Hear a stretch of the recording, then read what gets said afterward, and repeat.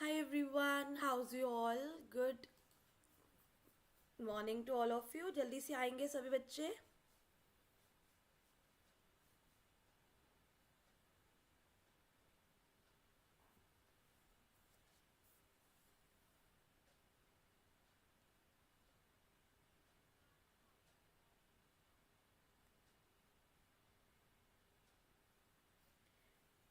Make sure everyone is live so that we can start the class.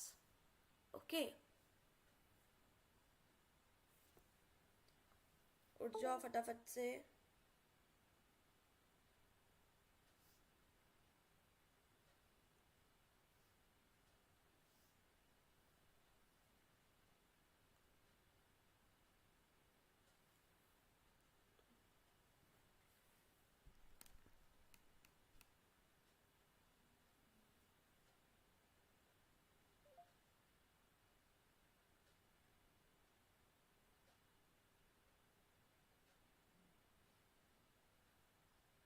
Good morning, Anshul. You are punctual. Good. चलिए, I am also punctual. So without wasting any time, आज हम start करेंगे the topic elasticity of demand. Very important topic. Very important. Okay. And जब हमने कल तो हमने types of cost करी. उसके पहले अगर आपको याद हो,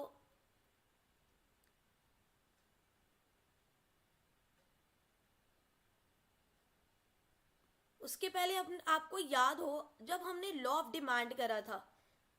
हाय आशिमा, गुड मॉर्निंग बच्चा.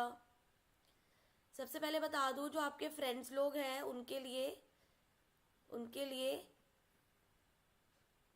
जिस किसी ने भी सब्सक्रिप्शन लेना हो, पेपर 1 का कॉस्ट है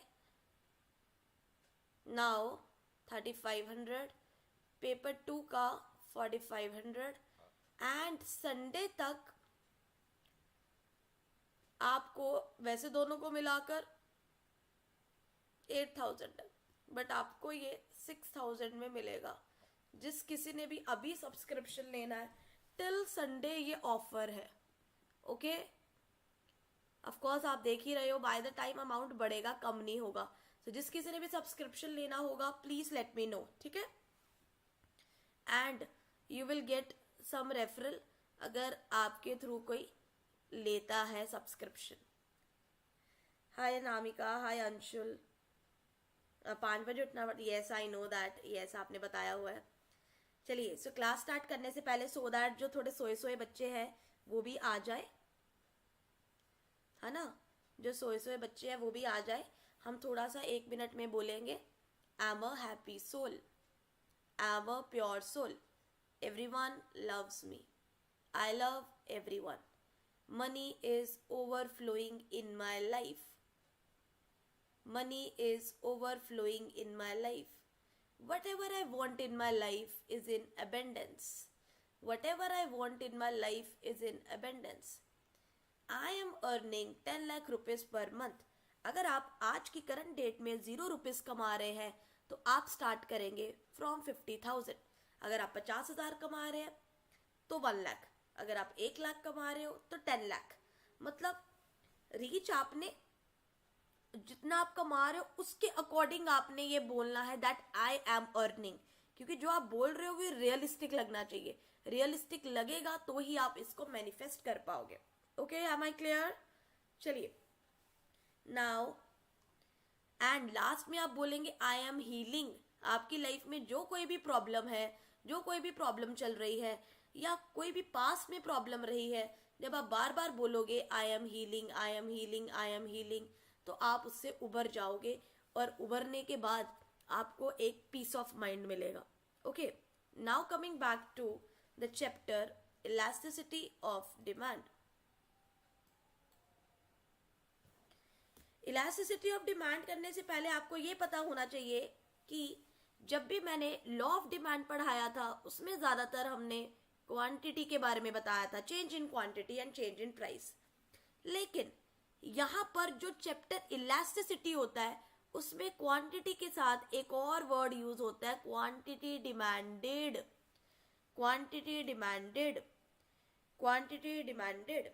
okay, so demand, elasticity of demand ये बताता है कि प्राइस, जैसे मतलब प्राइस के ऊपर नीचे होने से आपकी डिमांड पर क्या फर्क पड़ता है, ये तो बताएंगे कि डिमांड ऊपर जाएगी नीचे जाएगी, क्या शिफ्ट रहेगा, बट ये भी बताएंगे साथ में कि कितना ऊपर गया कितना नीचे गया, मतलब ये कितना भी बताएगा. दैट इज जो हमारा लॉ ऑफ डिमांड था वो सिर्फ डायरेक्शन बता रहा था. ठीक है, वो सिर्फ डायरेक्शन बता रहा था. और इसमें डिग्री भी आएगी. क्या आएगा? डिग्री भी आएगा. प्लीज राइट इट डाउन सबसे पहले. ठीक है जी, डिग्री भी आएगा. डिग्री मतलब क्वांटिटी भी बता रहा है. लॉ ऑफ डिमांड सिर्फ डायरेक्शन बता रहा था, सिर्फ डायरेक्शन बता रहा था. ओके, अबेंडनमेंट कॉस्ट वो कॉस्ट होती है जो हम परमानेंटली किसी चीज को बंद कर देते हैं. फॉर एग्जाम्पल, कोई चीज आपने वॉर के टाइम पर शुरू करी थी, अब आप उसे दोबारा स्टार्ट नहीं करोगे. मास्क बनाने की फैक्ट्री आपने लॉकडाउन के दौरान लगाई थी, अब आप नहीं लगाओगे. या फिर कोई ऐसी चीज जो अब नहीं यूज होती. फॉर एग्जाम्पल, पहले टेप रिकॉर्डर यूज होते थे, टेप रिकॉर्डर वाली किसी ने फैक्ट्री लगाई होगी, अब टेप रिकॉर्डर कोई नहीं यूज करता, सभी फोन्स पर ही सारा कुछ देख लेते हैं. That is called abandonment cost, कि जो मशीनरी आपकी अब चल नहीं सकती, अब वो एकदम से खराब हो गई है, खटारा हो गई है. ओके, हाय आकांक्षा, हाय एवरीवन. चलिए, सो इलास्टिसिटी ऑफ डिमांड क्या है? इलास्टिसिटी ऑफ डिमांड सेंसिटिविटी बताता है. वर्ड सेंसिटिविटी भी यूज होता है इसमें, मतलब डिग्री भी बताता है कि प्राइस के चेंज होने से या इनकम के चेंज होने से डिमांड पर कितना फर्क पड़ता है. Percentage change in quantity demanded divided by percentage change in price, ये रहता है. Am I clear? So paper में वर्ड सेंसिटिविटी आता है, इसमें रिस्पॉन्सिव वर्ड आता है. सो रिस्पॉन्सिव, सेंसिटिविटी, ये सारे इलास्टिसिटी ऑफ डिमांड के फीचर्स हैं. ओके, अब इलास्टिसिटी ऑफ डिमांड को और थोड़ा डीप में समझेंगे, क्योंकि यहाँ पर सिर्फ डेफिनेशन दिया है, हम और ज्यादा अच्छे से करेंगे. ठीक है, फॉर्मूला क्या रहता है? Elasticity of demand is denoted by ED. Formula में माइनस का साइन आप ऐसे लिखोगे ब्रैकेट में, percentage change in quantity demanded upon percentage change in price. ठीक है जी. अब कहते हम फॉर्मूला में ही माइनस का साइन क्यों लगाते हैं? Can anyone tell me why we put on the minus sign with this? Reason ये है, anyone who can tell me? क्योंकि ये नेगेटिव रिलेशनशिप बताता है प्राइस और डिमांड का. ये भी याद रखना कि जब भी फॉर्मूला लगाओगे तभी माइनस का साइन लगाओगे, जब अमाउंट लिखोगे, एक्चुअल में फिगर लिखोगे, तब आप नहीं लगाओगे. For example, percentage change in quantity demanded आपका 20 है, परसेंटेज चेंज इन प्राइस आपका 10 है ना. प्राइस में चेंज 10 से हुआ, क्वांटिटी में 20 से हुआ, तो आंसर आएगा 2. आप -2 नहीं लिखेंगे. ठीक है, माइनस का मतलब सिर्फ फॉर्मूला में ये डिस्क्राइब करने के लिए था कि इन दोनों के बीच में नेगेटिव रिलेशनशिप है. कैन एनीवन टेल मी कि नेगेटिव का साइन किस में आता है? ऑप्शन नंबर ए फॉर्मूला में, option number B, option number A formula, option number B sum में भी. दैट इज आंसर के आगे भी लगता है, आंसर के आगे भी लगता है.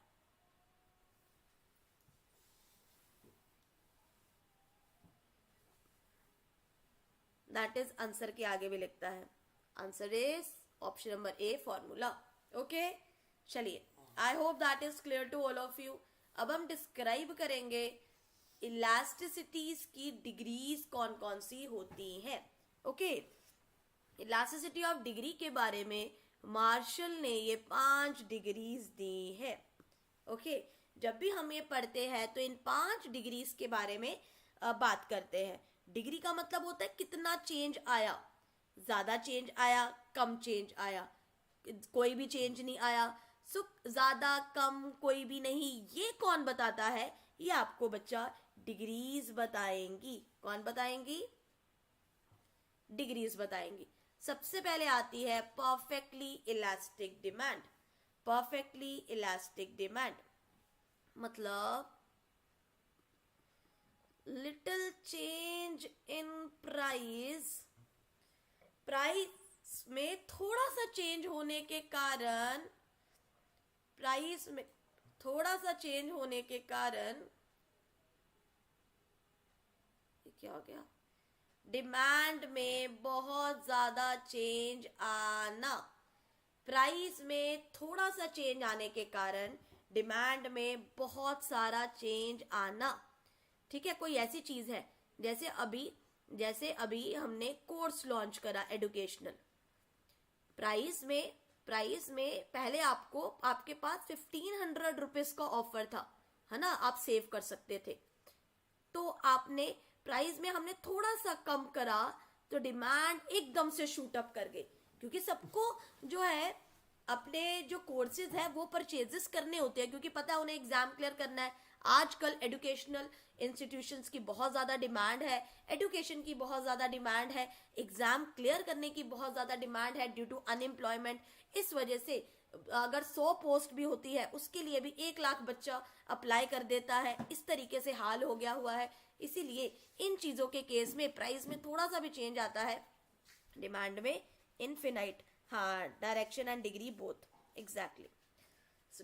डिमांड में बहुत ज्यादा चेंज आ जाता है। So little change in price, पहले आपने प्राइस को, मतलब प्राइस को जितना भी रख लो, कहते हैं प्राइस को थोड़ा से चेंज कर, लाइक 2 था पहले, अब 4 कर लिया। और डिमांड में इनफिनाइट चेंज आ जाएगा। पहले आप 10 क्वांटिटी डिमांड कर रहे थे, अब 30 कर रहे हो, आगे और भी बढ़ सकता है, आगे और भी बढ़ सकता है। लिख लीजिए, लिख लीजिए। कहते अगर, लेकिन प्राइस आपने 4 से भी ज्यादा बढ़ा दिया, लेट्स सपोज आपने प्राइस अब 4 से भी ज्यादा बढ़ा दिया, प्राइस आपने बढ़ा दिया, तो आपकी डिमांड एक तरीके से 0 पर भी आ सकती है। क्यों 0 पर आ सकती है? क्योंकि मैम अब बड़ा महंगा हो गया है, हमारे पास ऑल्टरनेटिव्स बहुत है। तो जब आपके पास ऑल्टरनेटिव बहुत होते हैं तो प्राइस अगर आप ज्यादा बढ़ाओगे तो लोग दूसरे पर शिफ्ट कर जाएंगे, तो आपकी डिमांड एकदम से 0 करने लगेंगे। और अगर आपने प्राइस कम करा तो जो लोग दूसरी जगह पर ले रहे थे, जैसे किसी और प्लेटफॉर्म पर सब्सक्रिप्शन ले रहे थे, अब आपके पास सब्सक्रिप्शन लेना शुरू कर देंगे। सिंपल, दोनों तरफ से काम करता है। अगर आपने प्राइस बढ़ाया तो आपकी डिमांड 0 भी हो सकती है, और अगर आपने प्राइस कम किया तो आपकी डिमांड इनफिनाइट भी हो सकती है। So little change in price cause infinite change in the degree. इतना बात समझ में आया? डिटेल में करवा रही हूं, सिर्फ पहला पॉइंट भी आपको, सो प्लीज इसे लिखे, ठीक है, प्लीज इसे लिखे। तो 4 रुपए जब था तो कई कस्टमर 10 क्वांटिटी भी डिमांड कर रहे थे, कई लोग 30 भी, उनको सस्ता लग रहा था, उनके ऊपर मर्जी है। सो दैट इज, जब भी हमारा परफेक्टली इलास्टिक डिमांड होता है, इलास्टिक का मतलब होता है चेंज एकदम से आ जाना। कोई भी आप इलास्टिक पकड़ोगे, उसे खींचोगे, कितना चेंज आ जाएगा ना, ठक करके वो होगा, कितना एक्सपैंड भी कर जाएगा। इसे कहते हैं कि इनफिनाइट चेंज हो जाती है डिमांड में। Give me a thumbs up if it is clear. Next is perfectly inelastic demand. Perfectly inelastic demand किसमें होता है? इसमें आपको कोई फर्क नहीं पड़ता, आपने जितनी चपाती खानी है आप उतनी चपाती खाओगे। चाहे कोई सस्ती कर दे, कोई बोल दे बाय 1 चपाती गेट 1 चपाती फ्री, आपने खानी ही 1 चपाती है तो आप दूसरी का क्या करोगे, है ना? तो आपको इतना फर्क नहीं पड़ेगा।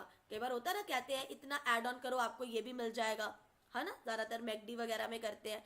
बट हमें भूख ही नहीं है, मैं अकेला हूँ, मैं कॉम्बो का क्या करूंगा।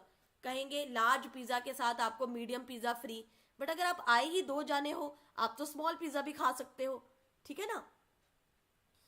सो परफेक्टली इनइलास्टिक डिमांड कहता है कि प्राइस जितना मर्जी बढ़ी जाए, क्वांटिटी जितनी लेनी है आप उतनी ही लोगे। ये ज्यादातर जरूरत की चीजों पर होता है, जरूरत की चीजों पर। सो प्राइस हम इसमें बढ़ा रहे हैं,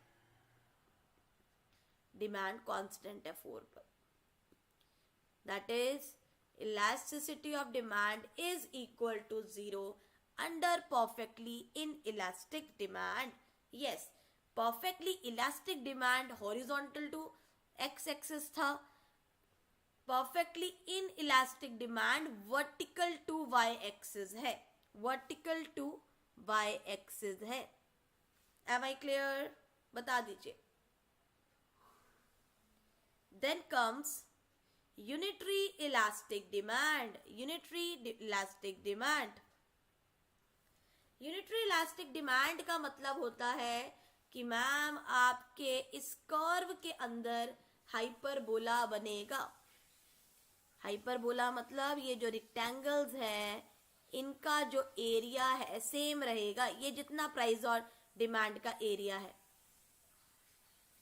एरिया विल, डोर क्लोज कर दो, डोर क्लोज कर दो, area will remain same, area same रहेगा। इसे हम रेक्टेंगुलर हाइपरबोला भी कहते हैं। जो इसके अंदर का एरिया, ये वाला एरिया, ये जो रेक्टेंगल्स बन रहे हैं, ये रेक्टेंगल्स जो बन रहे हैं इनका एरिया सेम रहता है। ओके, सेम रहता है। So it is a situation where percentage change in price is same as percentage change in quantity demanded। मतलब अगर तुमने 5 रुपए प्राइस बढ़ाया तो तुम्हारी क्वांटिटी 5 रुपए से कम होगी, तुम्हारी क्वांटिटी 5 रुपए से ही कम होगी। इसलिए इसका आंसर हमेशा 1 आएगा। Elasticity of demand is equal to 1। ये इतनी रियलिस्टिक सिचुएशन नहीं है कि जितना हो उतना ही कहेंगे। सो याद कर सकते हो कि यूनिटरी इलास्टिक डिमांड को हम रेक्टेंगुलर हाइपरबोला भी कहते हैं। Easy, very easy. Give me a thumbs up if it is clear in your head.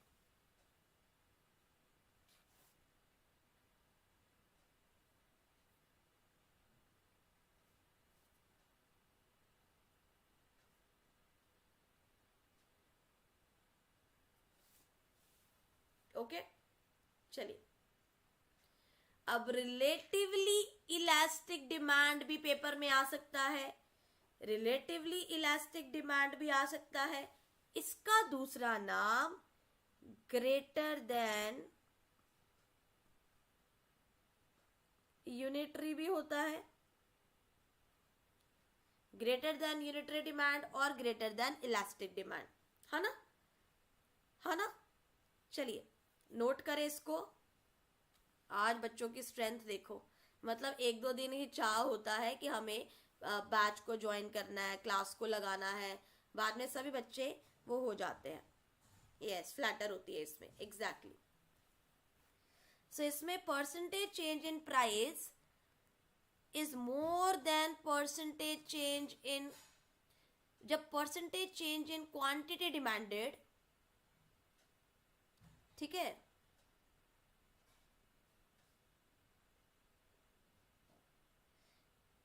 it is a situation where percentage change in quantity demanded is greater than percentage change in price।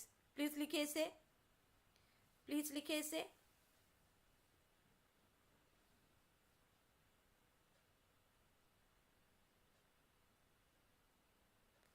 आपका price बढ़ा 5 रुपए से, demand बढ़ गई 20 रुपए से।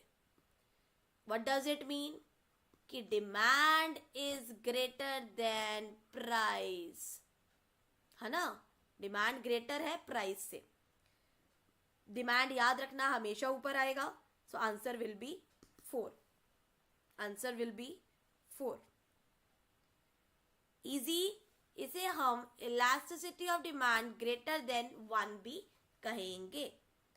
इसमें जो आपका प्राइस में देखो थोड़ा सा चेंज आया, इतना सा, और डिमांड में इतना चेंज आया। प्राइस में थोड़ा है, डिमांड में इतना है, इसलिए थोड़ा सा फ्लैट कर्व बना है। क्या बना है? Flat curve. यस, एग्जांपल दे देते हैं आपको। देखो, प्राइस में कम चेंज आया पर डिमांड में ज्यादा चेंज आया। That is for example gold की अगर हम बात करें, सो गोल्ड में थोड़ा सा भी प्राइस अगर गिरता है ना, लोग उसे खरीदना शुरू कर देते हैं। यार खरीद लो, सस्ता पड़ रहा है, क्योंकि गोल्ड जो है ग्राम्स के अकॉर्डिंग होता है, हम ग्राम्स के अकॉर्डिंग खरीदते हैं। सो हमें अगर 1 ग्राम में भी फायदा हो तो उससे हमने अगर 20 ग्राम लेना है तो 20 ग्राम से मल्टीप्लाई होकर फायदा होगा। थोड़ा सा भी प्राइस गिरता है ना, हम डिमांड में ज्यादा चेंज कर लेते हैं। That is greater than elasticity of demand. Okay, और यूनिटरी इलास्टिक डिमांड, जितना प्राइस, अगर प्राइस कम हुआ तो हम डिमांड भी कम कर देंगे। अगर प्राइस अगर प्राइस कम हुआ तो हम डिमांड बढ़ा देंगे। अगर प्राइस बढ़ा तो हम डिमांड कम कर देंगे। एकदम से एग्जैक्ट उतना ही रिलेशनशिप चलता है। इसका मतलब आपके पास इनकम कांस्टेंट है। लेट्स सपोज हमने बोला कि यार तुमने 40 रुपए ही खर्च करने, है ना, तुमने 40 रुपए खाने पीने पर खर्च करने हैं, लेट्स सपोज, है ना, तो तुम उसका बजट बढ़ा दोगे। ज्यादातर खाने पीने में ऐसा नहीं होता, क्योंकि आपने 1 चपाती खानी, आप 1 ही चपाती खाओगे। सो अगर लेट्स सपोज प्राइस किसी चीज का कम होता है, लाइक क्या कहते हैं, तुम्हारा बजट है 2000 का, तुम्हें 2000 में जीन्स लेनी है। अगर प्राइस मतलब दिवाली ऑफर आ गया या कोई आपका इंडिपेंडेंस ऑफर आ गया, तो ब्रांडेड जीन्स का प्राइस कम होता है, तुम्हें 2000 के अंदर जीन मिल जाती है, तो तुम ले लेते हो उसी टाइम। और जब प्राइस 2000 से 4000 हो जाता है, आप एकदम से डाउन कर देते हो, आप नहीं लेते। सो डिमांड भी उतनी कम कर देते हो। तो यूनिटरी इलास्टिक डिमांड ज्यादातर उन चीजों के लिए होता है जिनमें हमें कोई जरूरत वाली चीजें नहीं है, नेसेसिटी वाली चीजें नहीं है। इट्स लाइक अगर पर फिर भी थोड़ी लग्जरी वाली चीजें हम भी नहीं कह सकते, क्योंकि लग्जरी में अमीर लोग लेंगे। मिडिल क्लास की जनरेशन ज्यादातर यूनिटरी इलास्टिक को फॉलो करती है कि यार प्राइस कम हुआ तो मैं ले लूंगा, है ना, प्राइस बढ़ेगा तो मैं नहीं लूंगा। ठीक है, सो यूनिटरी इलास्टिक एकदम से इस तरीके से बात करता है। जनरली सेल्स वगैरह पर काम करता है। दिवाली सेल लग गई, ये वाला ऑफर लग गया, है ना। अगर हम परफेक्टली इनइलास्टिक बात करें, परफेक्टली इनइलास्टिक ये नेसेसिटी पर आता है। नेसेसिटी, जरूरतों की चीजों पर कौन सा सॉल्ट वगैरह, ये सब जो चीजें हैं, है ना, इन पर हमें लेना ही लेना है, चाहे जो मर्जी हो जाए, है ना। ये थोड़ी कहोगे कि नमक खाना बंद कर दोगे अगर प्राइस बढ़ गया, तो नमक तो फिर भी लेना है। या ये तो नहीं करोगे नमक ज्यादा डालना सब्जी में शुरू कर दोगे क्योंकि सस्ता हो गया है। नो, ऐसा भी नहीं करोगे, है ना। और परफेक्टली इलास्टिक थोड़ा सा प्राइस में चेंज होता है, आप डिमांड का बहुत ज्यादा चेंज कर लेते हो, है ना।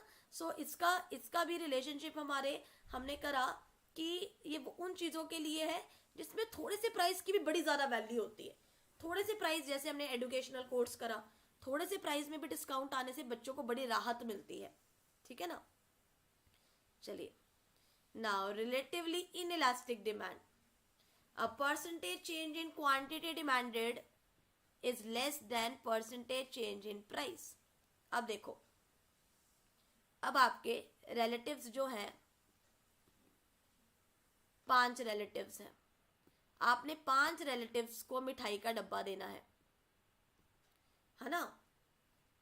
तो मिठाई के डब्बे में थोड़ी देर के लिए सेल हुई है कि कम आपका होगा, लेकिन रिलेटिव्स तो आपके 5 है ना, तो प्राइस के कम होने से आप डिमांड तो बढ़ाओगे। डिमांड किस तरीके से बढ़ाओगे? इस तरीके से बढ़ाओगे, यार मैं ये जो सस्ते में डब्बे मिल रहे हैं ना, 5 रिलेटिव्स के लिए ले लेता हूं।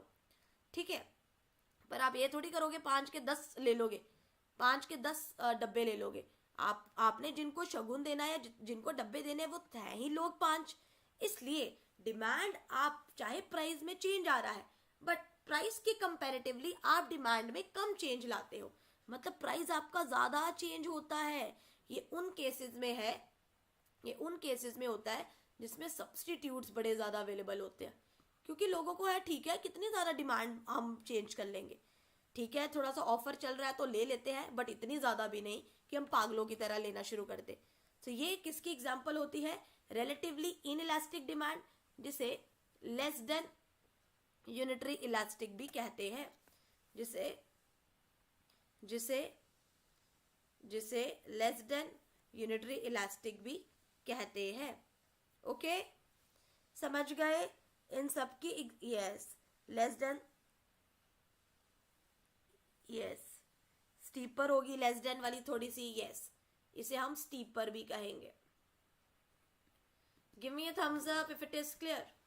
पेपर में इनकी रियल लाइफ एग्जांपल्स नहीं आती है, बस पेपर में क्या आता है कि बताओ जी, ज्यादातर पेपर में पूछ लेते हैं जी बताओ जी ये सिचुएशन असर्शन रीजन में क्वेश्चन आ गया इसका। तो जो प्रैक्टिकल या ज्यादा डिटेल में पूछे जाने वाला होता है वो नेक्स्ट हमारा होता है मेथड वाला topic, arc method, percentage method, है ना, ये वाले मेथड ज्यादा इंपॉर्टेंट है, जिसको अब हम करेंगे अच्छे से, वेरी इंपॉर्टेंट। चलिए, ये इनका लास्ट में क्रक्स गिवन है, इसको देख लीजिएगा। अब हम बात करेंगे measurement of price elasticity of demand.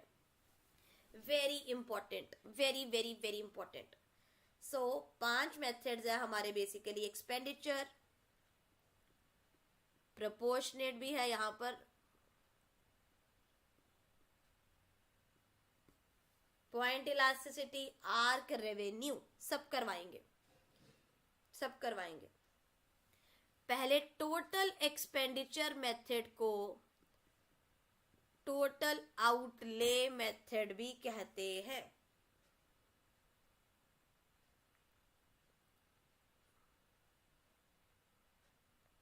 Proportionate method को परसेंटेज मेथड भी कहते हैं।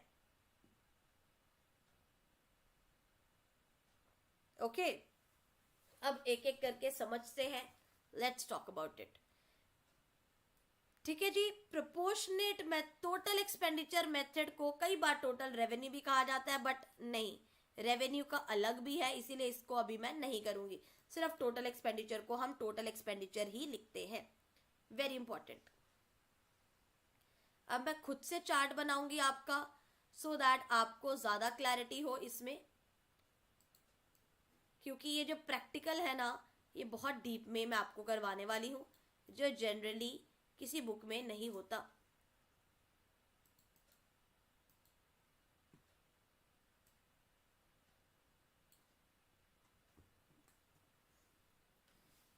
सबसे पहले this method was given by, अब ध्यान से करना क्लास, बड़ा टाइम लगने वाला है इस क्लास को, मार्शल।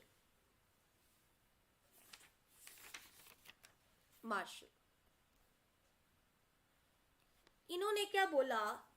सबसे पहले इन्होंने बोला कि 3 तरीके की इलास्टिसिटी होती है।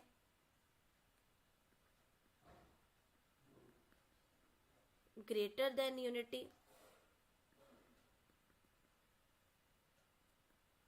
Unity, less than unity.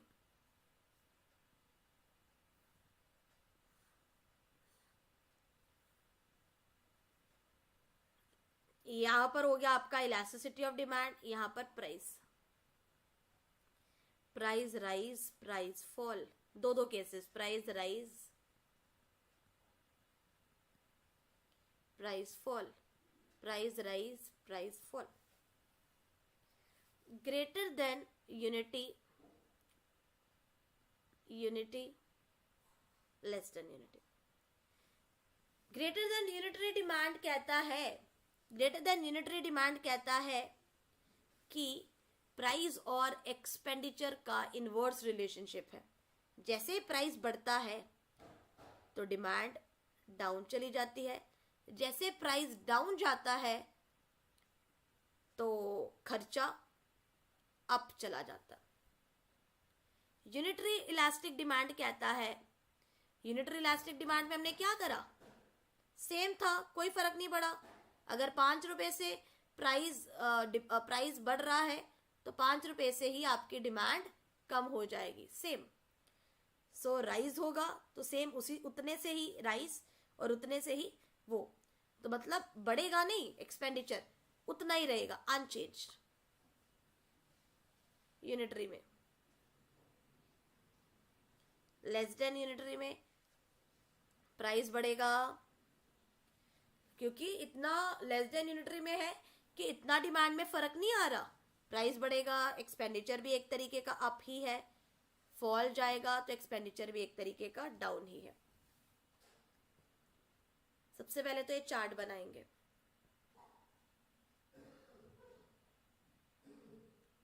सबसे पहले तो ये चार्ट बनाएंगे।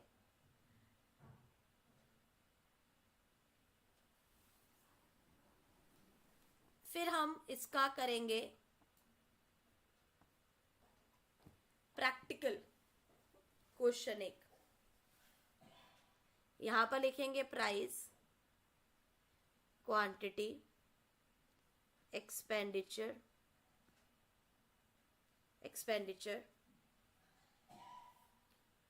प्राइस आपका है 241,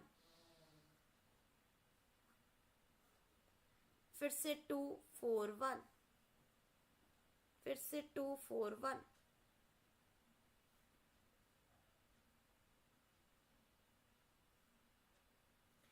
क्वांटिटी आप डिमांड कर रहे हो, यहां पर 428, 4110,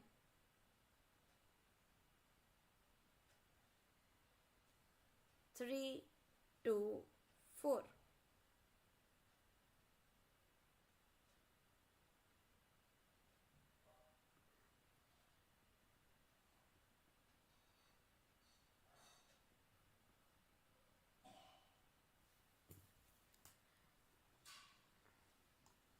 दिख रहा है प्राइस, क्वांटिटी, एक्सपेंडिचर। जब प्राइस का देखो, प्राइस जब 4 था तो डिमांड आपकी 4 थी, प्राइस बढ़ा तो डिमांड कम हो गई, प्राइस कम हुआ तो डिमांड बढ़ गई। एक्सपेंडिचर आपने जब खर्च किया, फिर भी हर केस में 888 देखेंगे, मल्टीप्लाई करोगे तो एक्सपेंडिचर पूरा 8 रुपए खर्च करा, सेम एक्सपेंडिचर हो गया। इसे कहते हैं elasticity of demand is unitary. Elasticity of demand is unitary.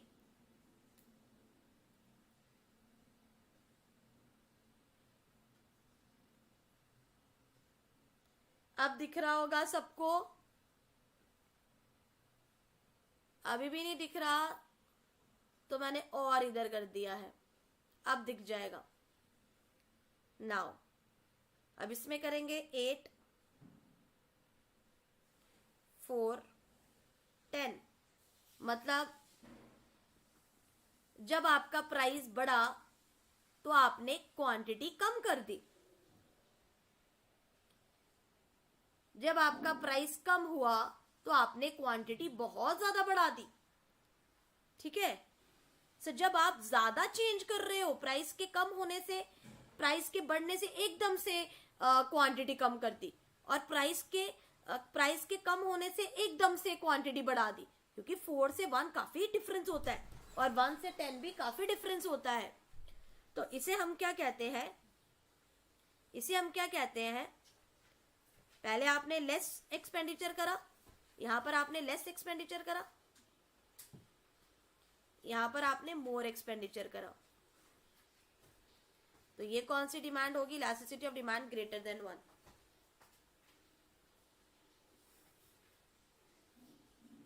Okay, अब इस केस में देखो, जब आपका प्राइस बढ़ा तो अब आपने क्या कर दिया?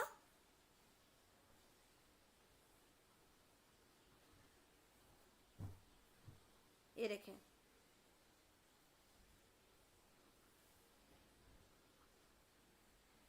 प्राइस बढ़ा, आपने एक्सपेंडिचर भी क्या कर दिया, यहाँ पर क्वांटिटी तो कम रखी लेकिन खर्चा तो बढ़ गया ना।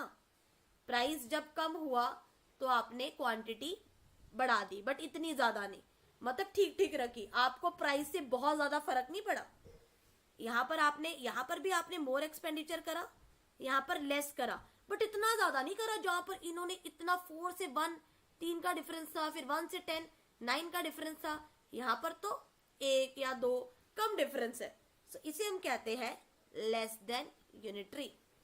Give me a thumbs up if it is clear. With the help of example total expenditure method बता दीजिए बच्चों।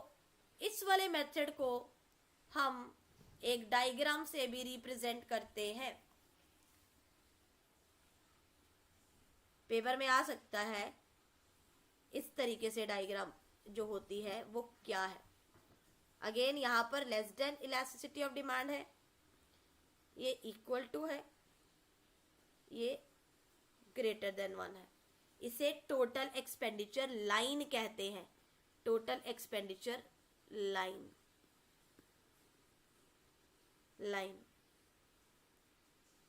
यहां पर प्राइस रहेगा, यहाँ पे डिमांड रहेगा। लेस देन पर डिमांड कम हो रही है प्राइस के कंपैरेटिवली, यूनिटरी पर इक्वल टू 1। और इसमें ये पेपर में ये भी आ सकता है, जो टोटल एक्सपेंडिचर लाइन होती है, क्या उसमें हम इलास्टिसिटी ऑफ डिमांड 0 या इन्फिनाइट की बात करते हैं? Answer is no. इसमें हम सिर्फ 3 इलास्टिसिटीज के बारे में बात करते हैं, सिर्फ 3 इलास्टिसिटीज के बारे में बात करते हैं, ठीक है। टोटल एक्सपेंडिचर आपको पता लग गया टोटल एक्सपेंडिचर करते कैसे हैं, बट इसका एक और फॉर्मूला है। कौन सा फॉर्मूला है? Let's talk about it. ये professor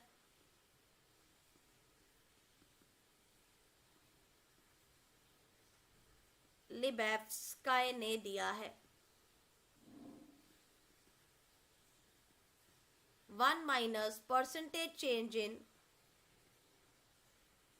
expenditure upon percentage change in price multiply by demand of x goods। x good, x मतलब 2 तरीके के लेट्स सपोज गुड्स है, x गुड की डिमांड। इसका मैं प्रैक्टिकल भी करवाऊंगी, पहले लिखो formula. 1 minus percentage change in expenditure upon x multiply by percentage change in price.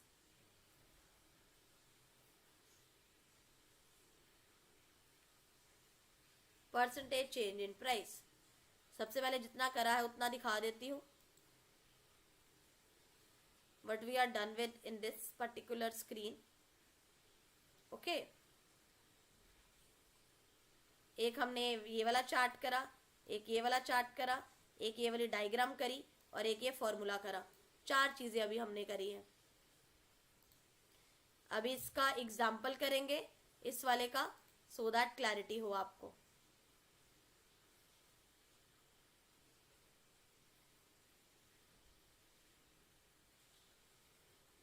Example यहां पर करवा देती हूं आपको।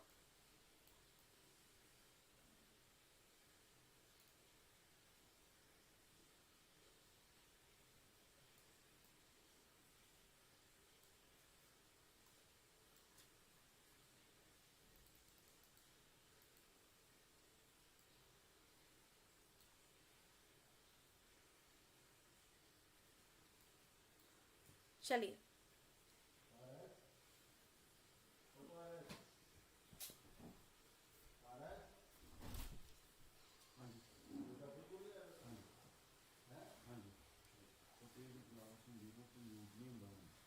प्राइस 10 है,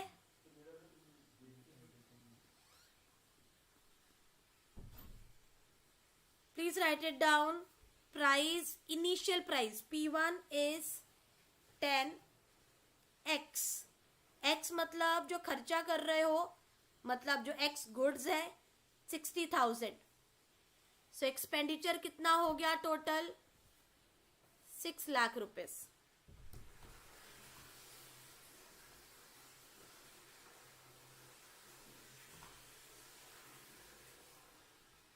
प्राइस 2 इज 20, कितने प्राइस मतलब कितनी क्वांटिटी है, कितनी क्वांटिटी है इसमें 50,000। एक्सपेंडिचर 1, एक्सपेंडिचर 2 कितना हो गया, एक्सपेंडिचर 2 कितना हो गया 10 लाख रुपीस। इतनी एग्जाम्पल आपको गिवन होगी, आपने बताना है कि जी मतलब पेपर में आपको ये 4 चीजें गिवन होगी 1, 2, 3 एंड 4, ये आपको खुद निकालना है एक्सपेंडिचर। एक्सपेंडिचर यहां से आप निकालेंगे फॉर्मूला इलास्टिसिटी ऑफ डिमांड का। क्या है elasticity of demand is equal to 1 minus change in expenditure upon x into change in price.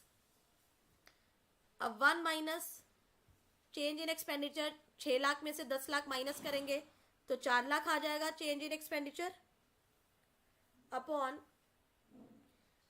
x मतलब जो फर्स्ट वाले का गुड है, x1 नहीं ना मैंने बोला, ये x है, x1 है, मतलब इनिशियल वाला जो क्वांटिटी होती है वो लेनी होती है। 60,000 multiply by change in price. Price कितने से बढ़ा, 10 में से 20 माइनस करो 10, सो 4 लाख। 1 माइनस, एक सेकेंड यहाँ पे कर लेती हूँ, 1 माइनस 4 लाख अपॉन 6 लाख, क्योंकि 60,000 इंटू 10 6 लाख हो गया ना। 2 2 4, 2 3 6, 1 माइनस 2/3 एलसीएम लेंगे। आई होप आपको एलसीएम लेना आता है। एलसीएम 3 हो गया, 1 इंटू 3 3 एंड 3 से 3 cut 2, 1/3।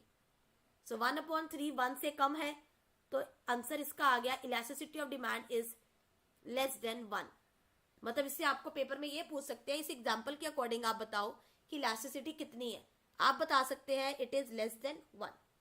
Give me a thumbs up if it is clear. This is your total expenditure method. Total expenditure method screenshot ले लीजिए, मुझे आगे भी बढ़ना है और भी मेथड्स पर करना है। अभी हमने पहला मेथड ही करा है।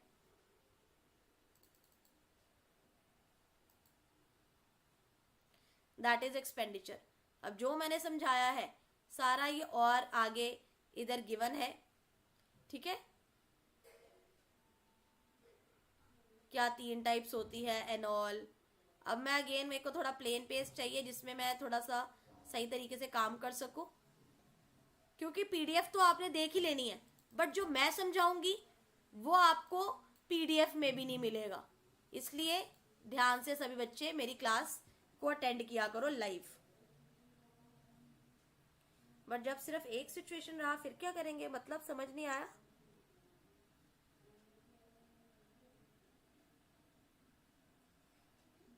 एक सिचुएशन कभी होएगा नहीं ना। डिमांड जो एक सिचुएशन है, एक सिचुएशन अगर जो है तो वो बाकी के मेथड्स के लिए होगा। जब 2 तरीके के होंगे, प्राइस में कम ज्यादा होता है तभी तो डिमांड में कम ज्यादा होता है। एक सिचुएशन कैसे हो सकती है, अगर प्राइस ही हमेशा कांस्टेंट रहेगा, अगर प्राइस ही हमेशा कांस्टेंट रहेगा तो बताओ फिर डिमांड वाला चैप्टर ही हम क्यों कर रहे हैं। प्राइस हमेशा ऊपर नीचे होता ही होता है, प्राइस हमेशा ऊपर नीचे होता है ना। तभी तो डिमांड में फर्क आता है, तभी तो डिमांड में फर्क आता है, या डिमांड में फर्क नहीं आता। प्राइस का चेंज होना जरूरी है, तभी तो ये चैप्टर बना है कि प्राइस, हाँ ऑब्वियसली प्राइस चेंज होगा ही होगा।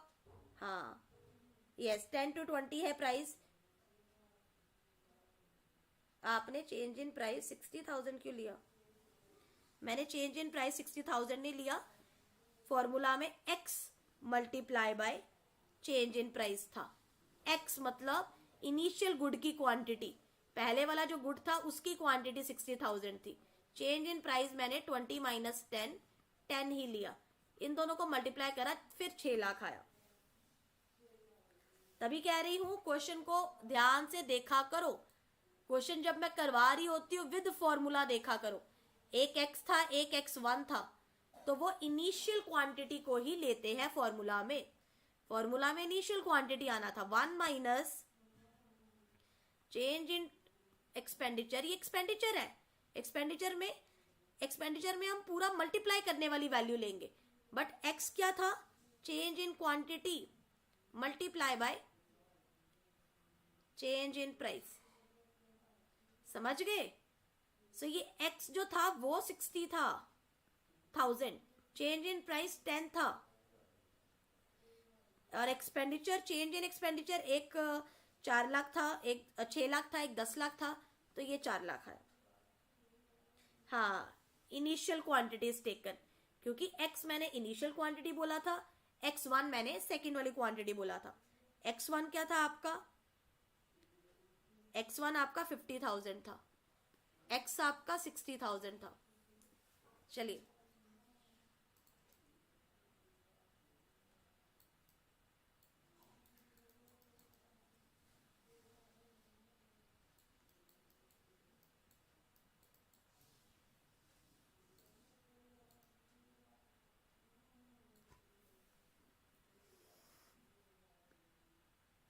चलो अब नेक्स्ट चैप्टर नेक्स्ट मेथड का करवा रही हूं, proportionate method.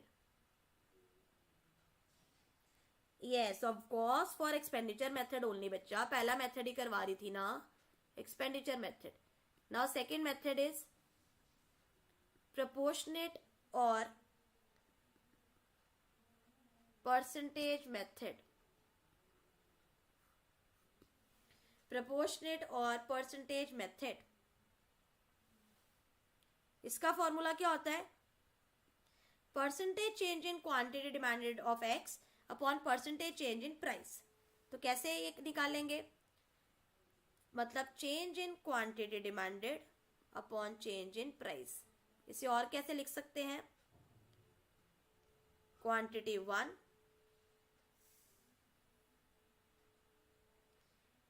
Minus quantity upon initial quantity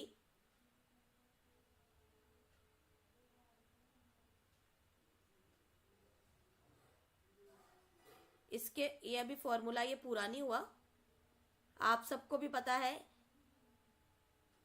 change वाली भी लेते हैं और साथ में दूसरा भी लेते हैं। एक चीज याद रखना, क्वांटिटी डिमांडेड का चेंज हमेशा ऊपर रहेगा, प्राइस का चेंज हमेशा नीचे रहेगा, और इनका नॉर्मल चेंज मतलब इनिशियल प्राइस हमेशा ऊपर रहेगा, इनिशियल क्वांटिटी हमेशा नीचे रहेगी।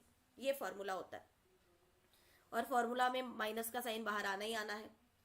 अब चेंज इन क्वांटिटी डिमांडेड कैसे हुआ ये? अब ये इसका फॉर्मूला था, है ना? Change in quantity demanded upon original quantity, मतलब जो इनिशियल वाली है, इसको डिवाइड करेंगे change in price, change in price नीचे है ना, अपॉन ओरिजिनल प्राइस। अब ओवर के नीचे ओवर नहीं आता, इसीलिए इसको दूसरे तरीके से लिखा गया। किस तरीके से लिखा गया? ऐसे भी लिख सकते हो, change in quantity demanded upon original quantity upon change in price upon original price. अब ये ओवर के नीचे ओवर नहीं आता इस तरीके से, इसलिए एट द एंड ये वाला फॉर्मूला बनकर आया, फर्स्ट वाला। सो बेसिकली फर्स्ट वाला आपको इंपॉर्टेंटली याद करना है, या फिर पेपर में डिवाइड वाले फॉर्मूला से भी हो सकता है। Change in quantity demanded upon original quantity divided by change in price upon original price. क्योंकि जब हम डिवाइड का साइन लगाते हैं तो डिवाइड के बाद जो फॉर्मूला है, डिवाइड के बाद जो भी डिजिट होते हैं वो ऊपर वाला नीचे, नीचे वाला ऊपर हो जाता है। ये देखो, अब ये change in quantity demanded upon quantity same रहेगा,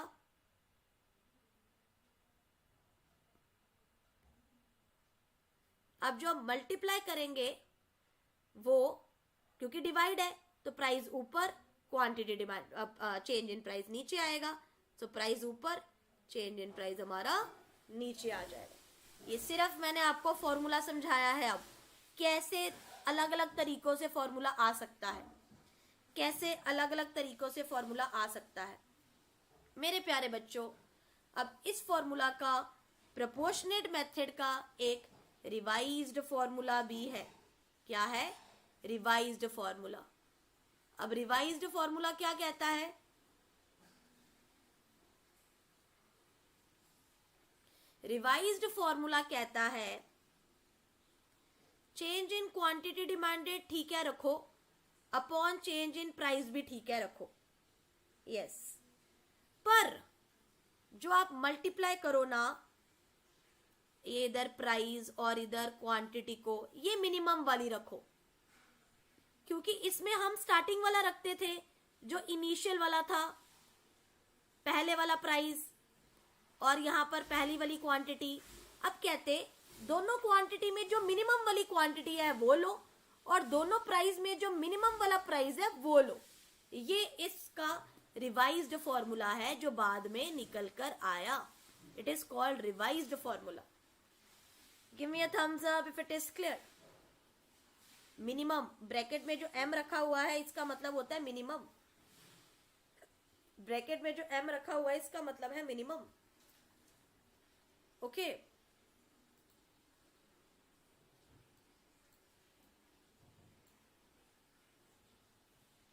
am I clear? Yes or no? Am I clear? This is your none other than proportionate method. proportionate method के दो methods होते हैं, ठीक है। एक अब इसका एग्जाम्पल दे देती हूँ so that आपको समझ लग जाए। वैसे एग्जाम्पल देने की जरूरत नहीं है, ये आप कर सकते हो आराम से, क्योंकि पिछला हमने फॉर्मूला करा है उससे आप कर सकते हो। अभी हमारे पास 10 मतलब 650 हो गए हैं, बड़े मेथड्स बचे हैं, तो मैं आगे जा रही हूं। ओके, सो आपको प्रोपोर्शनेट मेथड भी करवा दिया। अब हम करेंगे पॉइंट इलास्टिसिटी ऑफ मेथड, फिर आर्क करेंगे। यहां पर करते हैं point elasticity.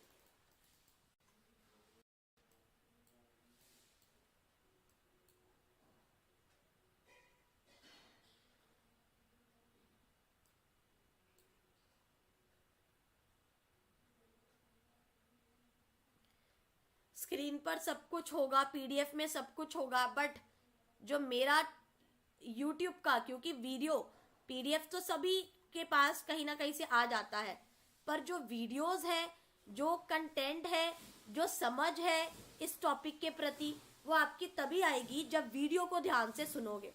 Okay,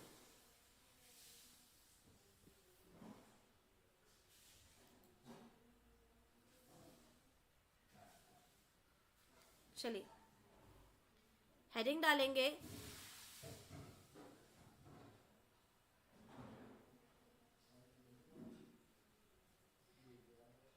point elasticity.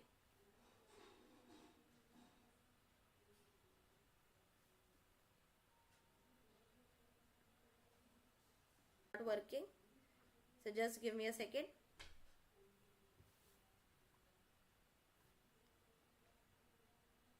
Heading डालो पहले, पॉइंट इलास्टिसिटी ऑफ डिमांड। कहते इतना ज्यादा काम नहीं करना, बहुत ज्यादा काम कर लिया बच्चों ने, थोड़ा रिलैक्स करो। चलिए, पॉइंट इलास्टिसिटी ऑफ डिमांड, जब पेन वर्क नहीं कर रहा है तब तक आप लिखो, ये दो तरीके के होते हैं, linear and non linear. Linear and non linear, इसमें 3 डायग्राम्स का यूज होता है। इसमें 3 डायग्राम्स का, अरे यार स्टार्ट हो जा, इसमें 3 diagrams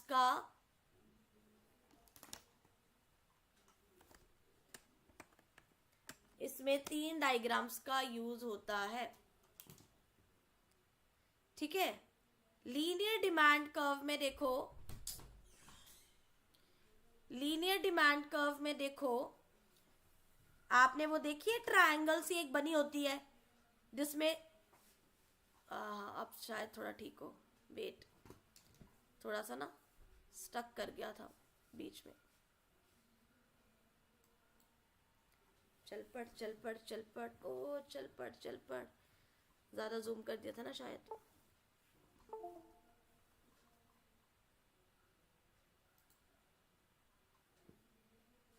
I am so sorry guys, आपके 1-2 मिनट वेस्ट हुए। अभी तक कोई दिक्कत है तो वो पूछ लो तब तक।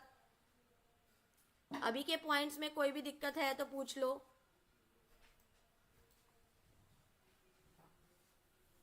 ठीक हो गया, अब वी कैन स्टार्ट।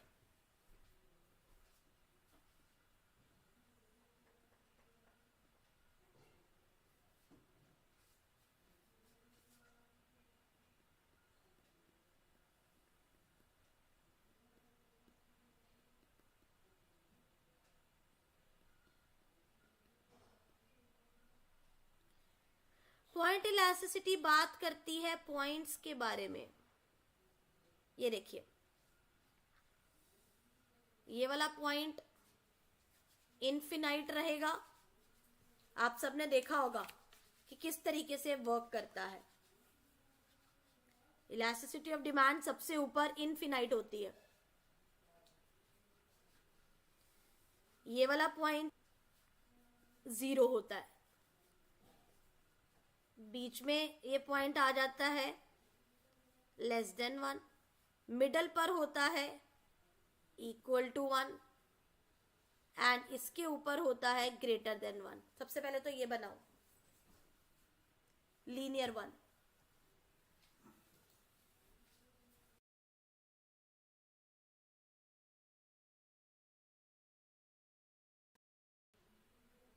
लीनियर 1। अब बच्चों याद रखना, इसका फॉर्मूला होता है, इसका फॉर्मूला होता है, क्या फॉर्मूला होता है? Can anyone tell me? Can anyone tell me? Lower portion upon upper portion. इसे मिड पॉइंट डिफाइन करेंगे, ये वाला जो =1 वाला है, इसे हम मिड पॉइंट डिफाइन करेंगे।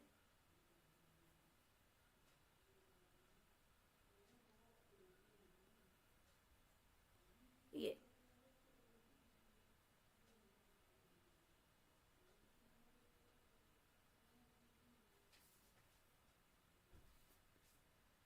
ओके। सो lower portion upon upper portion.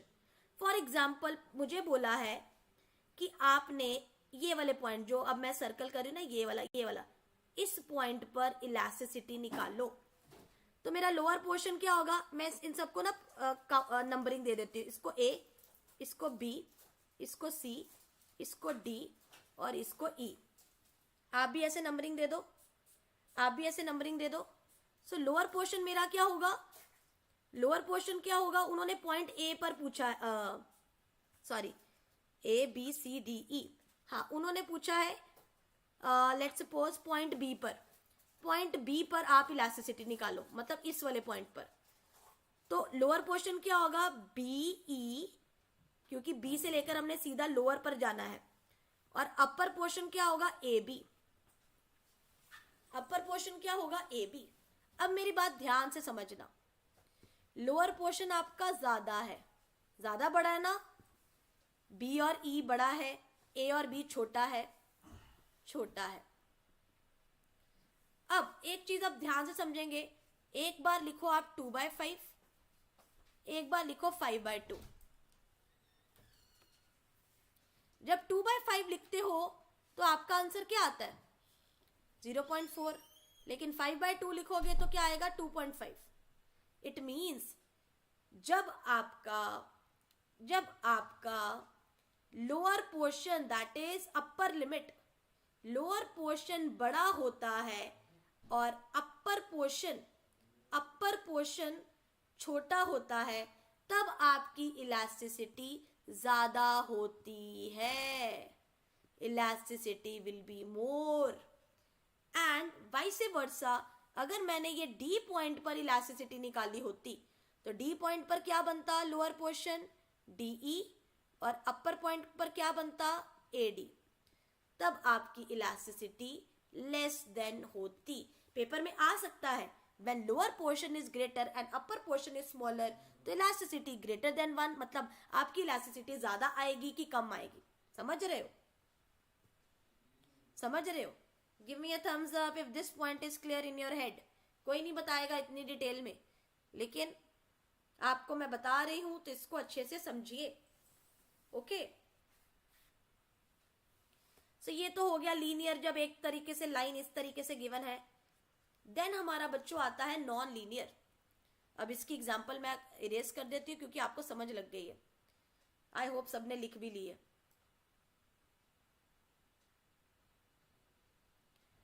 कि लोअर पोर्शन और अपर पोर्शन की क्या इंपॉर्टेंस है। अब बच्चों आता है एक नॉन लीनियर। नॉन लीनियर का क्या मतलब है कि हमें इस तरीके से कर्व तरीके से इलास्टिसिटी गिवन होगी ये। अब यहां पर भी आपने जज करना है, लोअर पोर्शन ये हो गया, अपर पोर्शन ऊपर वाला हो गया, है ना।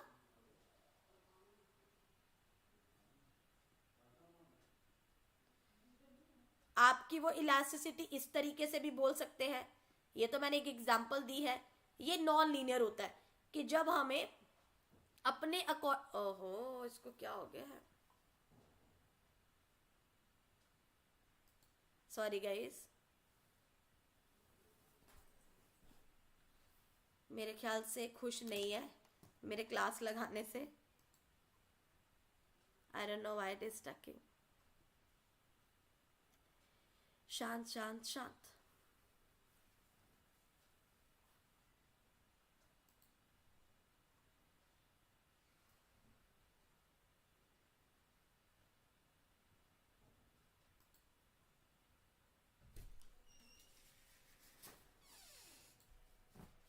अब नॉन लीनियर में गाइस जो पॉइंट है वो कहीं पर भी हो सकता है।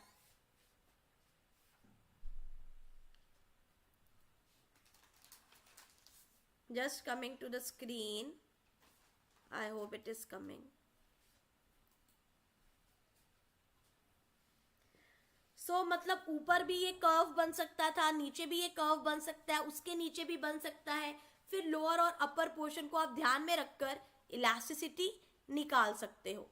ओके गाइस, इसके मुझे लक्षण नहीं लग रहे आज ये मुझे मेथड करवाने के।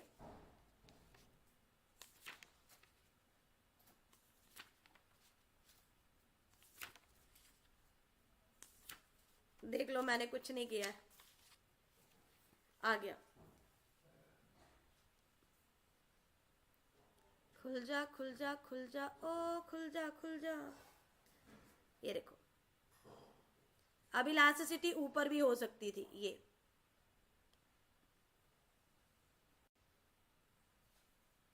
इलास्टिसिटी इधर भी हो सकती है, इधर वाले पॉइंट पे। फिर आपने लोअर और lower portion upon upper portion कर देना है। Am I clear? Give me a thumbs up if this point is clear in your head. This point is clear in your head. This is your point elasticity of demand. ठीक है।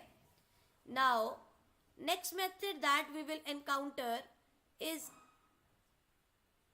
Arc elasticity. Arc elasticity, अब इसको यहां से पढ़े, कहते हैं arc elasticity कब यूज होता है। आर्क इलास्टिसिटी मेथड जनरली ये भी दो पॉइंट्स ऑफ डिमांड के बीच में ये रिफ्लेक्ट करता है। और आर्क इलास्टिसिटी ऑफ डिमांड हम ज्यादातर तब यूज करते हैं जब हमारा प्राइस और क्वांटिटी डिमांडेड में बड़ा चेंज आए। इसका मतलब है अगर प्राइस और क्वांटिटी डिमांडेड में, प्राइस एंड क्वांटिटी डिमांडेड में स्मॉल चेंज है तो हम प्रोपोर्शनेट मेथड यूज करते हैं। लेकिन अगर प्राइस और क्वांटिटी डिमांडेड में जो चेंज है वो बहुत ज्यादा है, प्राइस और क्वांटिटी डिमांडेड में जो चेंज है वो बहुत ज्यादा है, तो हम arc elasticity of demand use करते हैं। ओके, इसमें जनरली क्या फॉर्मूला आता है, you can write it down, you can write it down. Same वही चीज, quantity demanded, change in quantity demanded, पर यहां पर अब प्लस आ जाएगा। क्वांटिटी को दोनों को प्लस कर दो, multiply by change in price. आपको पता है किधर आता है, नीचे आता है। चेंज इन प्राइस हमेशा नीचे आता है। और हम जनरली प्रोपोर्शनेट मेथड में क्या करते थे, यहाँ पर सीधा प्राइस आता या इनिशियल प्राइस आता। अब इनके प्राइस को हमने ऊपर प्लस कर देना है, मतलब चेंज इन क्वांटिटी डिमांडेड ये तो ऊपर ऐसे ही रहेगा और चेंज इन प्राइस, चेंज में हमेशा हम डिफरेंस लेते हैं, ये ऊपर नीचे ऐसे ही रहेगा। बट आर्क में फॉर्मूला में चेंज क्या है कि यहां ये प्लस का साइन आएगा, प्लस का साइन आएगा। Give me a thumbs up if this question is clear in your head. Give me a thumbs up if this question is clear in your head. How come this point comes. इसके practical भी मैं revise करवाऊंगी, आज सिर्फ मैं basics करवा रही हूं, that are very very very important, very important. Easy easy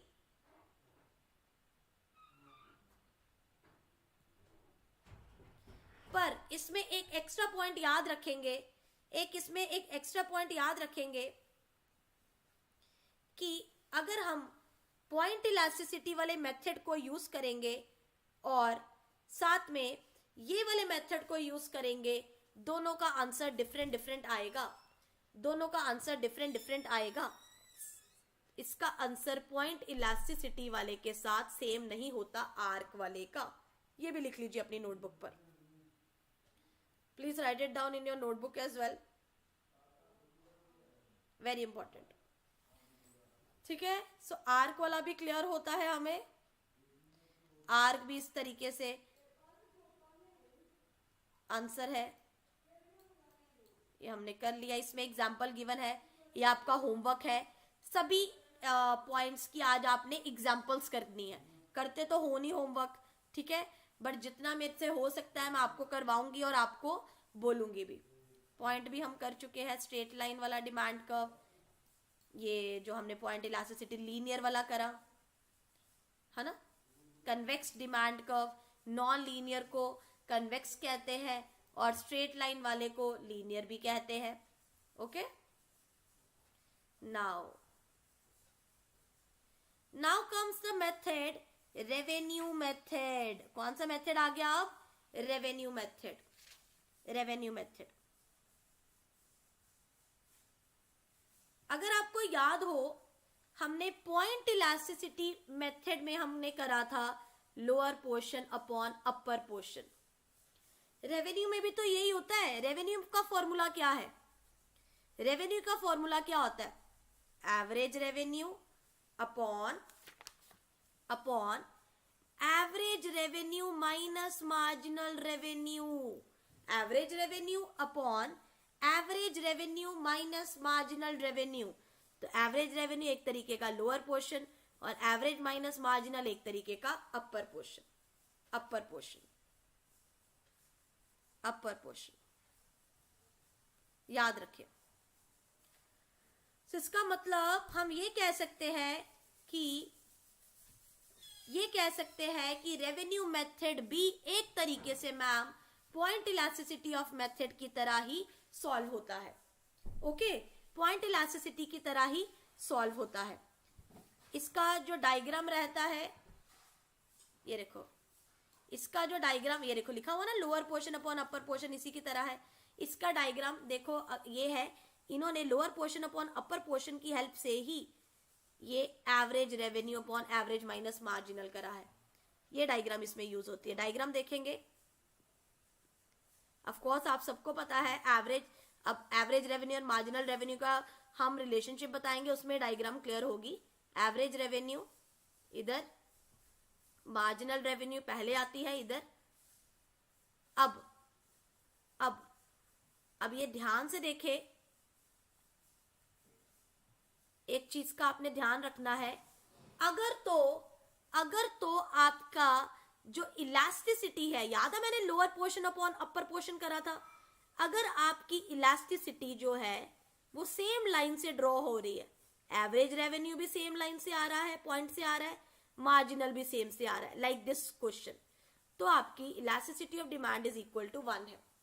लेकिन अगर एवरेज रेवेन्यू की लाइन ऐसे होती और मार्जिनल की ऐसे होती, फिर हम इनका जो पॉइंट ऑफ इंटरसेक्शन था, इसमें लोअर और अपर पोर्शन फिर से करते। Give me a thumbs up if this point is clear.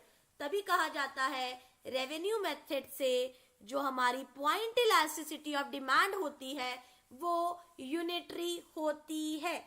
क्यों यूनिटरी होती है मैम? इसीलिए यूनिटरी होती है क्योंकि एवरेज रेवेन्यू और मार्जिनल रेवेन्यू दोनों एक पॉइंट से निकल कर आ रहे हैं। एवरेज रेवेन्यू और मार्जिनल रेवेन्यू दोनों एक पॉइंट से निकल कर आ रहे हैं।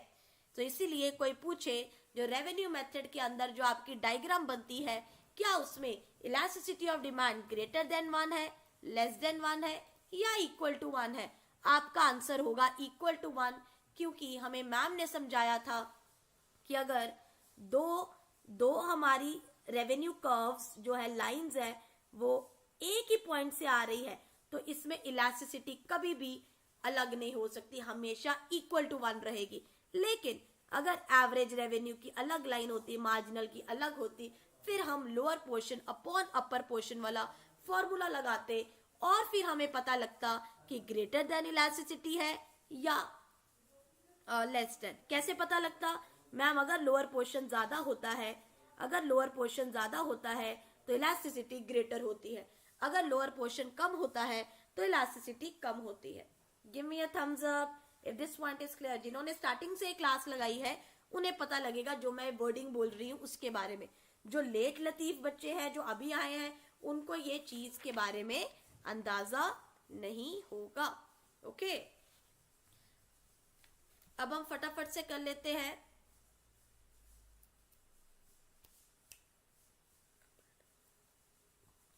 अब हम फटाफट से कर लेते हैं फैक्टर्स। आप लोग खुद पढ़ के आओगे कौन कौन से फैक्टर्स इलास्टिसिटी को क्या कहते हैं, अफेक्ट करते हैं।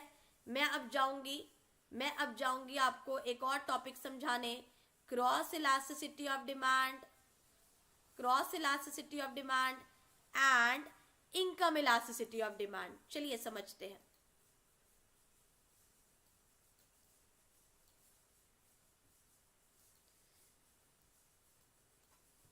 हेडिंग डालेंगे पहले इनकम इलास्टिसिटी ऑफ डिमांड, क्योंकि ये जो हमने अब तक करा सिर्फ प्राइस इलास्टिसिटी ऑफ डिमांड था। एक्चुअल में जो इलास्टिसिटी ऑफ डिमांड है वो 3 तरीके की होती है, income, cross and price. Income elasticity of demand का पहला होता है positive income elasticity of demand, दूसरा नेगेटिव, तीसरा zero.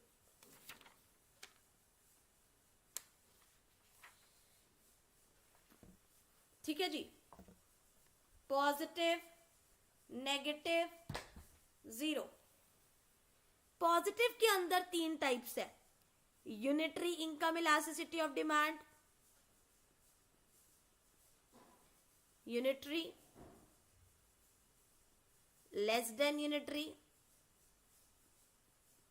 Greater than unitary, greater than unitary.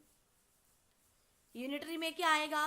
जितना परसेंटेज चेंज इन इनकम, इनकम को वाई लिखते हैं, is equal to percentage change in quantity demanded.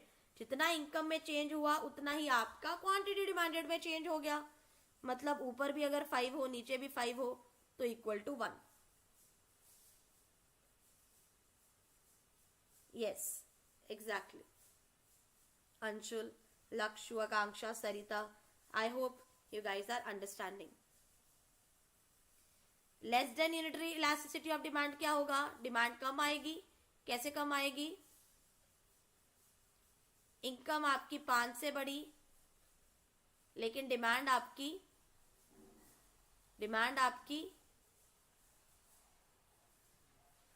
3 से कम हो गई। ठीक है, ठीक है, तो ये लेस देन यूनिटरी हो जाएगा। सॉरी, ये नेगेटिव में नहीं आना था, ये लेस देन यूनिटरी में आना था।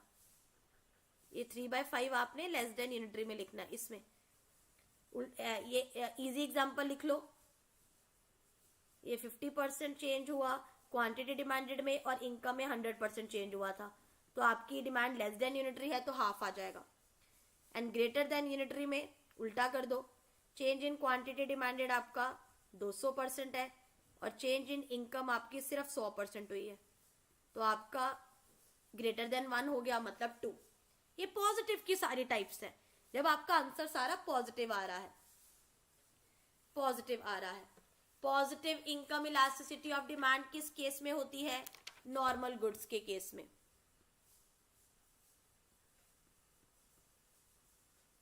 अब नेगेटिव का क्या मतलब है, percentage change in quantity demanded upon percentage change in income जो है वो नेगेटिव है, ठीक है। और पॉजिटिव की अगर हम बात करें तो जो डायग्राम बनता है वो भी सीख ले, हमेशा ऐसे बनेगा, क्योंकि इनकम के बढ़ने से हमेशा डिमांड, इनकम के बढ़ने से हमेशा ज्यादातर आपकी डिमांड कम होती है, ज्यादा होती है। मतलब एकदम प्रोपोर्शन में हो रही है, ग्रेटर देन हो रही है कि लेस देन हो रही है, ये मैटर करता है। इट मींस ये जो डायग्राम है हमारी, ये जिसमें ऊपर ही जाएगी आपकी डिमांड, या वी कैन से दैट जो डिमांड है पॉजिटिव ही जाएगी, उसका ये डायग्राम है। ओके, अब नेगेटिव वाले का करेंगे।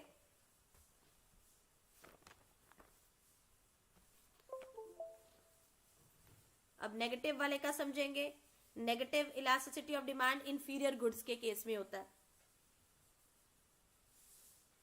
इंफीरियर गुड्स के केस में होता है। गिवन गुड्स आ गया, इंफीरियर गुड्स आ गया, है ना। तो उसमें क्या होता है, उसमें क्या होता है, जब आपकी इनकम बढ़ेगी, जब आपकी इनकम बढ़ेगी तब आप क्या करोगे बताओ। जब आपकी इनकम बढ़ेगी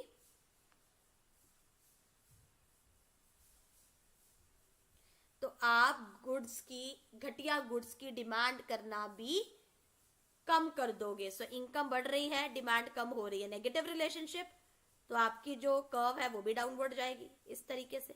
ये इनकम है, ये डिमांड, जैसे जैसे इनकम बढ़ रही है वैसे वैसे आपकी डिमांड नीचे आ रही है। तो ये वाला कर्व जो है ये इसके लिए काम आएगा। जीरो इलास्टिसिटी ऑफ डिमांड किसके केस में होता है, नीड्स के केस में, नेसेसिटीज के केस में। हमें सॉल्ट लेना ही लेना है, जितना लेना है उतना ही लेना है, इनकम चाहे जितनी मर्जी बढ़ जाए, मैं एक चम्मच की जगह 2 चम्मच नमक डालना थोड़ी शुरू कर दूंगी। ये इनकम है, बढ़ रही है 10, 20, 30 से, बट आपका जो क्वांटिटी है वो 4 ही है, 1, 2, 3, 4। So zero income elasticity of demand necessities के केस में होता है, नेसेसिटीज के केस में होता है। ये तो इजी है। मेन जो समझने वाला था वो जो 5 मेथड्स थे, रेवेन्यू मेथड, ये सब अभी उसकी भी मैंने हर किसी का प्रैक्टिकल नहीं करवाया, उसका प्रैक्टिकल भी करवाऊंगी, बट अभी हमें 9 डेज में इसकी थियोरी कंप्लीट करनी है, फिर मैं धीरे धीरे सब चीजें करवाऊंगी, टेंशन मत लो, क्योंकि 9 मंथ्स हमने पूरे इस पर दे देने हैं। इसमें प्रैक्टिस भी होगी, एमसीक्यूज भी होगा, सब कुछ होगा, बट क्योंकि मैं टाइम बाउंड होकर चलती हूँ तो मुझे ये होता है कि आपका काम करवाना है। अब क्रॉस इलास्टिसिटी, अब क्रॉस का मतलब ही होता है कि हम 2 गुड्स के बारे में बात कर रहे हैं, एक के प्राइस चेंज होने से दूसरे पर क्या फर्क पड़ता है। Percentage change in quantity demanded of x upon percentage change in price of Y, Y के प्राइस में चेंज होने से एक्स की डिमांड पर क्या फर्क पड़ता है। इसमें आप सबको पता है, पहले तो ये फॉर्मूला लिख लेंगे।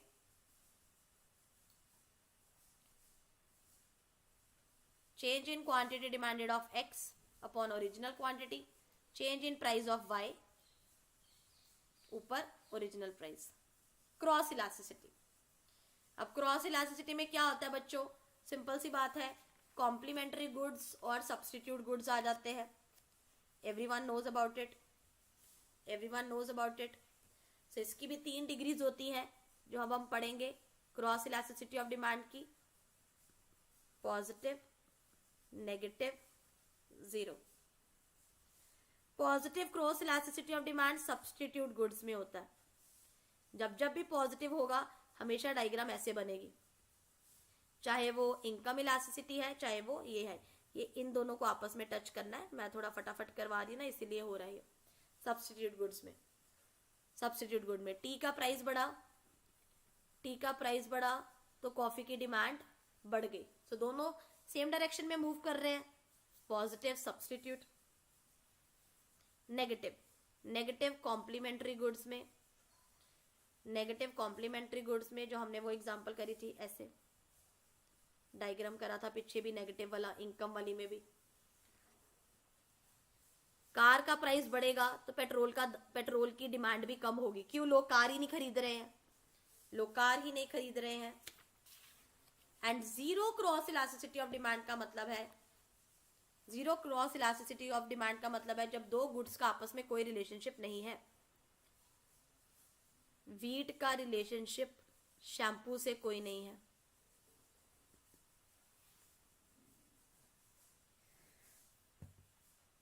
इसके अलावा हमारे पास बच्चों ये सब आपको ऑब्वियसली इसमें मिलेगा, है ना, आपने पढ़ लेना है, विद एग्जांपल्स गिवन है, देख लीजिएगा। एक हमारे पास आती है एडवर्टीजमेंट इलास्टिसिटी ऑफ डिमांड। ये खर्चों पर बात करती है कि जितना ज्यादा खर्चा करोगे उतनी ज्यादा आपकी डिमांड बढ़ेगी, एंड वाइस वर्सा, कि एडवर्टीजमेंट पर कैंपेन का आपके डिमांड पर क्या फर्क पड़ता है। So percentage change in demand upon percentage change in advertisement expense. So जितना ज्यादा एक्सपेंस करोगे उतना ज्यादा आपका वो बढ़ेगा। ये क्लास ना केवल कॉमर्स वाले बच्चे लगाएंगे बल्कि मैनेजमेंट वाले बच्चे भी लगाएंगे। Thank you so much everyone for watching. That's all for today's session. कल हम इलास्टिसिटी ऑफ डिमांड को और डिटेल में देखो, कहने को तो इसमें और भी बड़ा कुछ है। जब इसकी एमसीक्यू सीरीज करूंगी तो जो जो पॉइंट्स आपके नहीं भी क्लियर हुए हैं वो भी क्लियर होने शुरू हो जाएंगे। So thank you so much everyone, that's all for today. कल मिलेंगे आपको कॉमर्स की अगेन क्लास में, जिसमें